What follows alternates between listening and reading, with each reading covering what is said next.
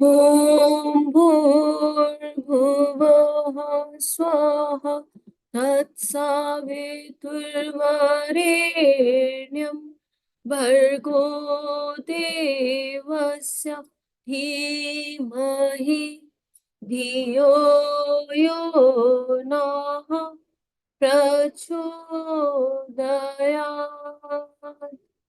सभी को प्रणाम।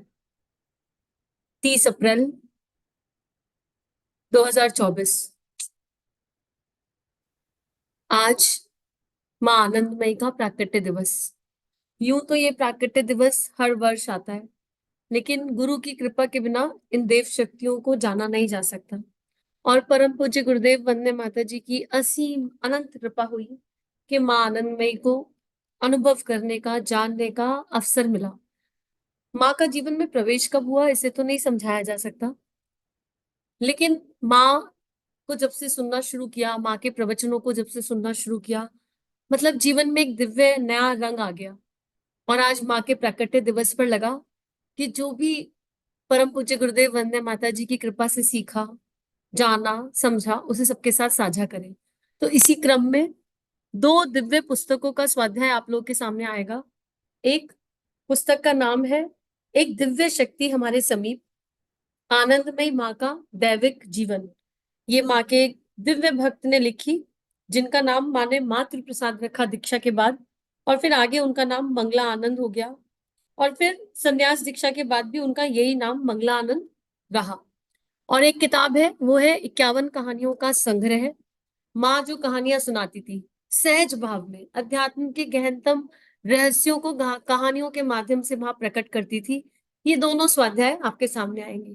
कृपा की बात यह है कि एक स्वाध्याय तो एक ही दिन में गुरु कृपा से अखंड चिंतन का भाव रहा कि आज का दिन प्रातः 6:10 से शाम को 6:10 तक एक अखंड चिंतन रहेगा। अखंड चिंतन करना है तो स्वरूप भी चाहिए, तो माँ आनंदमयी का अखंड चिंतन, मतलब उनके दिव्य गुणों का, उनकी श्रेष्ठता का, उन्होंने क्या सिखाया, क्या समझाया, उन बातों का।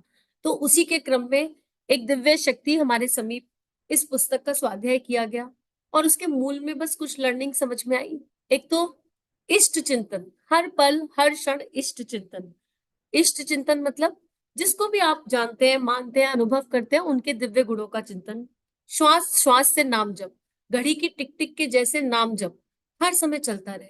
इस संसार को भगवान का केंद्र मान लीजिए, हर जगह वो परमात्मा है ये मान लीजिए, और उसके अनुसार जीवन जीने का प्रयास और अभ्यास।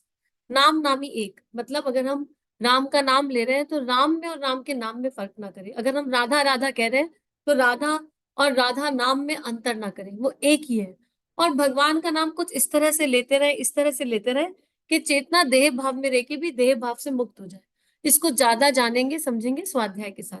तो आज सभी से बस इतनी बात साझा करनी है। एक कहानी आपको सुबह सुबह मिल गई होगी, वो भी नाम जप के बारे में थी। आगे इसी क्रम में आपको कुछ ना कुछ गुरु कृपा से मिलता रहेगा, सभी के साथ साझा होता रहेगा। सभी के लिए ढेर सारी प्रार्थना, माँ आनंदमयी से अनन्य प्रार्थना, गुरु तत्व से, गुरु मंडल से अनन्य प्रार्थना कि हम सभी का जीवन उस परम सत्ता की इच्छा अनुरूप चलता रहे, जैसे वो चाहते हैं वैसे चलता रहे। इसी भाव के साथ इदम श्री सद्गुरुवे नमः, इदम श्री सद्गुरुवे नमः। सभी को प्रणाम।